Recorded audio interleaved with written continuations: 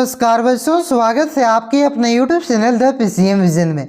प्यारे बच्चों, ये है question paper class 12 Hindi core का, जिसका एग्जाम आपका आज यानी कि 4 मार्च को जो आपका साइंस और कॉमर्स वालों का हुआ है। तो आज के इस वीडियो के माध्यम से यहाँ पे जो आपका 30 ऑब्जेक्टिव क्वेश्चन पूछा गया है, ये 30 क्वेश्चन का आंसर मैं आपको एक एक करके बताने वाला हूँ। तो साथ ही साथ मिलाते चलिए और लास्ट में कमेंट करके जरूर बताइएगा कि ये 30 क्वेश्चन में से आप लोगों ने कितना क्वेश्चन सही किया है। और हाँ बच्चों, इस वजह से मैं यहाँ पे आपका लेट से आंसर की अपलोड कर रहा हूँ, क्योंकि आज मैं आपका जो एग्जाम सेंटर है वहाँ पे नहीं जा सका था। तो मैंने यहाँ पे बहुत सारे बच्चों को मैसेज कर दिया था कि आप लोग एग्जाम से जैसे ही निकलिएगा आप लोग क्वेश्चन का फोटो खींच करके अथवा पीडीएफ बना करके मेरे नंबर पे व्हाट्सएप कर दीजिएगा। बट यहाँ पे एक बच्चे ने भेजा, वो भी बहुत ही ज़्यादा लेट से, इस वजह से यहाँ पे मैं आपको लेट से आंसर की का वीडियो प्रोवाइड कर रहा हूँ। तो चलिए कोई बात नहीं, फटाक से अभी आप लोग फटाफट से मिलाते चलिए और लास्ट में कमेंट करके जरूर बताइएगा कि 30 में से आप लोगों ने कितना क्वेश्चन सही किया है। तो देखिए बच्चों, सबसे पहले यहाँ पे क्वेश्चन नंबर 1 से लेकर के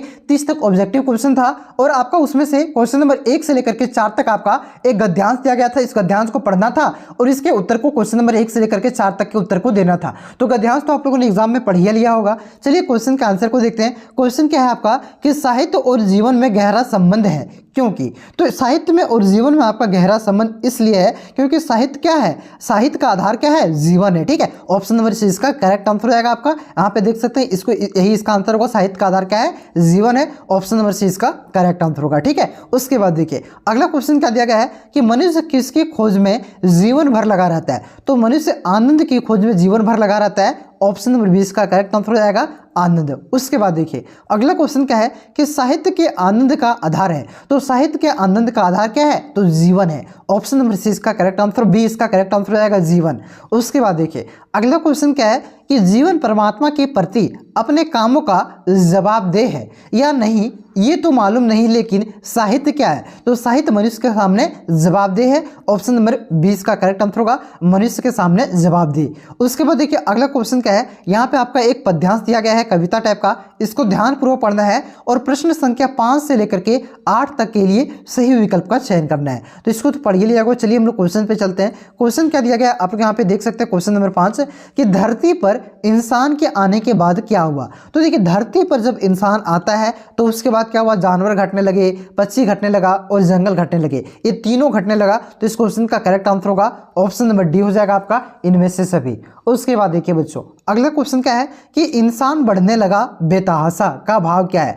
आपके कव्यांश में पद्यांश में एक वाई क्या हुआ है कि इंसान बढ़ने लगा बेतहाशा, इसका अर्थ क्या है। तो इसका अर्थ हो जाएगा इंसान खूब तरक्की करने लगा। ठीक है, इंसान खूब तेज भागने लगा, ये नहीं, इंसान खूब तरक्की करने लगा, यही इसका करेक्ट आंसर होगा। ऑप्शन नंबर डी इसका करेक्ट आंसर होगा। आगे देखिए अगला क्वेश्चन क्या है कि प्रकृति किसके प्रति ना इंसाफी नहीं करता है। तो प्राकृतिक आपका पशु पक्षियों के प्रति, इंसानों के प्रति और जंगल के प्रति, इन तीनों के प्रति नाइंसाफी नहीं करता है। तो ऑप्शन नंबर डी का करेक्ट आंसर रहेगा इनमें से सभी के प्रति। आगे देखिए अगला क्वेश्चन क्या है कि कविता के अंत में क्या बयान किया गया है। तो कविता के अंत में यहाँ पे क्या बयान किया गया है, तो यहाँ पे आपका इंसानों के भीतर जंगल की तरह पेड़ उग आए हैं, यह बयान करता है। ऑप्शन नंबर 20 का करेक्ट आंसर हो जाएगा। ठीक है, आप लोग यहाँ पे देख सकते हैं, यहाँ पे आपका लिखा गया है कि इंसानों के भीतर उगने लगे हैं जंगल। ठीक है, यानी कि पेड़, ये सब। ठीक है, तो यहाँ पे इसका करेक्ट आंसर क्या हो जाएगा आपका, हो जाएगा आपका ऑप्शन नंबर बी हो जाएगा 8 का। उसके बाद देखिए 9वां क्वेश्चन। अब यहाँ से आपका अभिव्यक्ति और माध्यम का क्वेश्चन शुरू होता है। क्वेश्चन क्या है कि प्राप्त संदेश में निहित अर्थ को समझने की कोशिश है। ठीक है, उसी को क्या कहते हैं, उसको आपका डिकोडिंग कहा जाता है। ठीक है, ऑप्शन नंबर ए इसका करेक्ट आंसर होगा। आगे देखिए अगला क्वेश्चन क्या है कि संचार प्रक्रिया में आई बाधाओं को कहते हैं। तो संचार प्रक्रिया में आई बाधाओं को शोर कहा जाता है। ठीक है, ऑप्शन नंबर बी ये इसका करेक्ट आंसर होगा, शोर यानी कि नॉइस। ऑप्शन नंबर ए इसका करेक्ट आंसर होगा।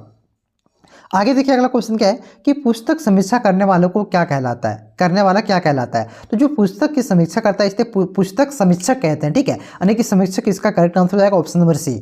उसके बाद देखिए अगला क्वेश्चन क्या है कि अधिसूचना का अंग्रेजी अनुवाद क्या है। तो अधिसूचना का अंग्रेजी में क्या कहते हैं, नोटिफिकेशन कहते हैं। ऑप्शन नंबर डी इसका करेक्ट आंसर होगा नोटिफिकेशन। अभिव्यक्ति और माध्यम और किताब का जितना भी क्वेश्चन था, ठीक है, लगभग 22 क्वेश्चन पूछा है। तो ये 22 में से 22 लगभग आपका यही मैंने जो आपको पहले आपका वीडियो प्रोवाइड किया था उसी से देखने को मिलता है, क्योंकि मैंने आज तो वीडियो अपलोड नहीं किया था, पहले आपका जो आपका 14 तारीख का एग्जाम था उसी के रिगार्डिंग मैंने वीडियो अपलोड कर दिया था, उसी से क्वेश्चन आया हुआ है। चलिए आगे देखिए अगला क्वेश्चन क्या है कि निम्न में से कौन सा समाचार का तत्व नहीं है। तो देखिए नवीनता ये भी समाचार का तत्व है, निकटता ये भी है, और प्रभाव भी है। ठीक है, दुरूहता ये आपका समाचार का तत्व नहीं है। ऑप्शन नंबर 20 का करेक्ट आंसर हो जाएगा। प्रभाव नहीं होगा भाई साहब, प्रभाव तत्व है, यहाँ पे नहीं है, सो पूछा है तो दुरूहता ये आपका तत्व नहीं है। ऑप्शन नंबर 20 का करेक्ट आंसर होगा। अगला क्वेश्चन क्या है कि संपादन के सिद्धांत निम्न में से कौन नहीं है। तो देखिए संपादन का काम क्या है, सिद्धांत क्या है, तथ्यों की शुद्धता करना, ठीक है, वस्तुपरकता यानी कि जांच उच कर लेना, कल्पना निष्पक्षता यानी कि ना ही उधर का छापना ना ही इधर का, एक निष्पक्ष होकर के काम करना। ठीक है, ये सभी क्या है, इसका क्या है, सिद्धांत है संपादन का। ठीक है, कल्पनाशीलता यानी कि कल्पना करके कुछ नहीं लिखना भाई साहब, ये सब क्या है, इसका सिद्धांत नहीं है कल्पनाशीलता। ऑप्शन नंबर सी इसका करेक्ट आंसर 14 का सी। आगे देखिए अगला क्वेश्चन क्या है, एक अच्छे फीचर के लिए क्या आवश्यक है। तो देखिए एक अच्छे फीचर के लिए आपका फोटो आवश्यक है, रेखांकन आवश्यक है और ग्राफिक्स, ये तीनों आवश्यक है। इस वजह से इस क्वेश्चन का करेक्ट आंसर हो जाएगा आपका ऑप्शन नंबर डी, इनमें से सभी। अब देखिए किताब का क्वेश्चन शुरू होता है, एक पद्यांश दिया गया है और आपके किताब में जो आत्म परिचय है पहला चैप्टर कव्यांश उसी से इसे लिया गया है। तो इसको पढ़ करके क्वेश्चन नंबर यहाँ पे 16 से लेकर के आपका 19 तक के प्रश्नों के उत्तर को देना था। ठीक है, तो पढ़ ही लिया होगा जी। चलिए क्वेश्चन को देखिए। क्वेश्चन क्या है कि इन पंक्तियों के रचनाकार कौन है। तो मैंने अभी बताया आपको, ये जो पंक्ति है आपका यहाँ पे आप लोग देख सकते हैं कि मैं निज रोदन का राग लिए फिरता हूँ, शीतल वाणी के आग लिए फिरता हूँ, हो जिस पर भूखों का प्रसाद निछावर, मैं वह खंडर का भाग लिए फिरता हूँ। ठीक है, तो ये जो है ना भाई साहब, इसे क्या कहते हैं, ये आपका आत्म परिचय जो कविता है जो कि हरिवंश राय बच्चन के द्वारा लिखा गया है उसी से लिया गया है। ठीक है, तो इसका जो करेक्ट आंसर हो जाएगा ऑप्शन नंबर सी हो जाएगा, हरिवंश राय बच्चन इसके रचनाकार हैं। आगे देखिए अगला क्वेश्चन क्या है कि शीतल वाणी में आग लिए फिरता हूं मैं, कौन सा अलंकार है। तो यहाँ पे अलंकार है आपका विरोधाभास का अलंकार। ठीक है, ऑप्शन नंबर सी इसका करेक्ट आंसर होगा, ऑप्शन नंबर सी विरोधाभास। आगे देखिए अगला क्वेश्चन क्या है कि प्रसाद शब्द का अर्थ क्या है। तो प्रसाद शब्द का अर्थ होता है महल। ठीक है, महल का जो ऊंचा वाला भाग होता है उसी को प्रसाद शब्द का प्रसाद कहते हैं, यानी कि यहाँ पे हो जाएगा महल। ऑप्शन नंबर 20 का करेक्ट आंसर होगा। आगे देखिए अगला क्वेश्चन क्या है कि इस काव्यांश का शीर्षक क्या है। तो ये भी बताएं कि आत्म परिचय से लिया गया है, तो इस काव्यांश का शीर्षक क्या हो जाएगा, आत्म परिचय हो जाएगा। ऑप्शन नंबर सी इसका करेक्ट आंसर रहेगा। आगे देखिए अगला क्वेश्चन क्या है कि निम्न में से कवि को हिंदी कविता के निम्न में से किस कवि को हिंदी कविता के संवेदनशील नागर चेहरा कहा गया है। तो ये आपका रघुवीर सहाय को कहा गया है संवेदनशील नागर चेहरा। ऑप्शन नंबर 20 का करेक्ट आंसर होगा। आगे देखिए अगला क्वेश्चन क्या है, बहुत ही आसान है कि रामचरितमानस किसकी रचना है। तो तुलसीदास की रचना है। ऑप्शन नंबर ए इसका करेक्ट आंसर होगा। आगे देखिए अगला क्वेश्चन क्या है कि भक्ति स्मरण महादेवी की किस कृति में संकलित है। तो ये जो भक्तिन चैप्टर है किसने लिखा है, तो महादेवी वर्मा ने लिखा है, और ये अपने जीवन में स्मरण जो भी किया था भक्तिन के बारे में उसके बारे में लिखा है। ठीक है, तो ये किस में लिखा गया है, ये आपका छोटा सा चैप्टर, ये बड़ा चैप्टर अपना जीवन का जो स्मरण है उसमें लिखा गया है। तो किसका नाम क्या है, तो आपका स्मृति की रेखाएं उसमें लिखा गया है और इसी से इस चैप्टर को निकाला गया। ठीक है, ऑप्शन नंबर 20 का करेक्ट आंसर होगा। आगे देखिए अगला क्वेश्चन क्या है कि पहलवान सिंह की ढोलक कहानी में शेर का बच्चा का असल नाम क्या था। तो ये चांद सिंह था, लुटन सिंह नहीं होगा, लुटन सिंह तो उसी का नाम था भैया साहब। ठीक है, पहलवान का ही। आगे देखिए अगला क्वेश्चन क्या है, इसका चांद सिंह नाम आंसर होगा, ऑप्शन नंबर बी। ठीक है, ऑप्शन नंबर 20 का करेक्ट आंसर हो जाएगा। ठीक है, टिक लगा पहले से, उस पर ध्यान मत दीजिए। आगे देखिए लगा क्वेश्चन क्या है कि शीर्ष का फूल साहित्य के किस विधा से में लिखा गया है। तो ये आपका लिखा गया है ललित निबंध में। ठीक है, 24 का क्या हो जाएगा, ऑप्शन नंबर सी इसका करेक्ट आंसर हो जाएगा। आगे देखिए अगला क्वेश्चन क्या है कि लेखक ने शीर्ष के फूल की तुलना किसके साथ की है। तो लेखक ने शीर्ष फूल की तुलना जो है बच्चों ये आपका कलकई अवधूत के साथ की है, यानी कि अवधूत के साथ, इसका करेक्ट आंसर होगा ऑप्शन नंबर सी।